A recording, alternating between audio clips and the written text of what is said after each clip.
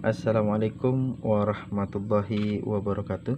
Teman-teman yang dimuliakan oleh Allah Subhanahu wa Ta'ala, kita sebagai umat Islam, kita tentu tahu dan telah diberikan tuntunan oleh Al-Quran, oleh Nabi besar Muhammad SAW, dan juga oleh para ulama tentang bagaimana menjalani hubungan yang sah dan legal menurut agama terhadap lawan jenis kita, yakni caranya adalah dengan cara pernikahan tentunya, yang sesuai dengan yang diatur dalam kitab-kitab as-salafun saleh, yang diatur dalam Quran, dan juga yang diatur dalam hadis Nabi besar Muhammad SAW, semuanya tanpa terkecuali.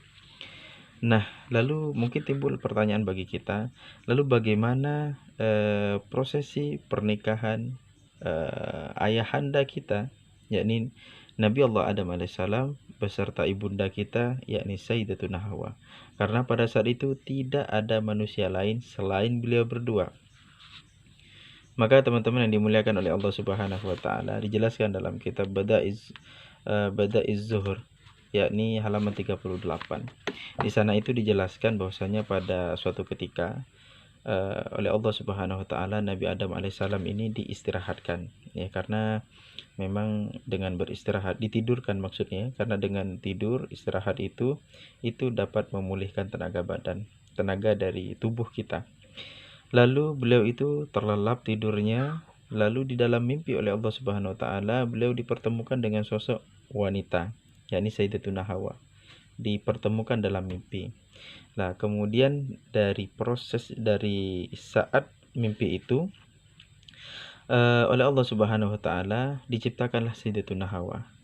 Nabi Adam masih dalam keadaan tertidur, diciptakan Sayyidatuna Hawa, diambil dari tulang rusuknya Nabi Adam alaihissalam sebelah kiri, satu batang saja, diciptakanlah Sayyidatuna Hawa pada saat itu, dengan bentuk yang sama, dengan tinggi yang sama, dengan bentuk yang sama.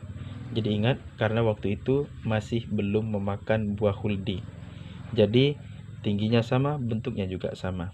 Lalu kemudian oleh Allah Subhanahu wa Ta'ala setelah diciptakan Sayyidatuna Hawa, oleh Allah Subhanahu wa Ta'ala diberikan kecantikan lebih cantik dari 1000 bidadari. Dan kemudian oleh Allah Subhanahu wa Ta'ala rambut beliau Sayyidatuna Hawa itu dalam keadaan terikat. Ada yang mengatakan, sebagian kalimat itu menafsirkan ya sab'umi'atin dhafiratin, itu dhafiratin diartikan kuncir, diartikan ikatan, diartikan kepang. Nah, pokoknya intinya ada 700 di rambut beliau itu. Nah, kemudian setelah itu oleh Allah Subhanahu wa Ta'ala beliau Sayyidatuna Hawa itu diberi gelang dari surga, dan kemudian perhiasan-perhiasan dari surga. Dan kemudian setelah itu beliau itu duduk di sebelah Nabi Adam alaihissalam. Kemudian beliau terbangun, dan setelah terbangun Nabi Adam alaihissalam melihat Sayyidatuna Hawa. Lalu beliau Nabi Adam alaihissalam jatuh cinta pada Sayyidatuna Hawa pada pandangan pertama. Nah, maka setelah itu beliau Nabi Allah Adam alaihissalam memiliki hasrat, memiliki keinginan kepada Sayyidatuna Hawa, yakni istri beliau. Lalu oleh Allah Subhanahu wa Ta'ala dilarang, sehingga la taf'al hatta tu'addi sadaqatuha. Artinya jangan kau kerjakan sebelum kau memberikan maharnya. Maka di sini ada perbedaan pendapat ulama tentang maharnya Nabi Adam alaihissalam. Ada yang mengatakan maharnya itu adalah sholawat pada Nabi besar Muhammad SAW. Ada juga yang mengatakan maharnya itu adalah berbentuk larangan untuk memakan buah huldi.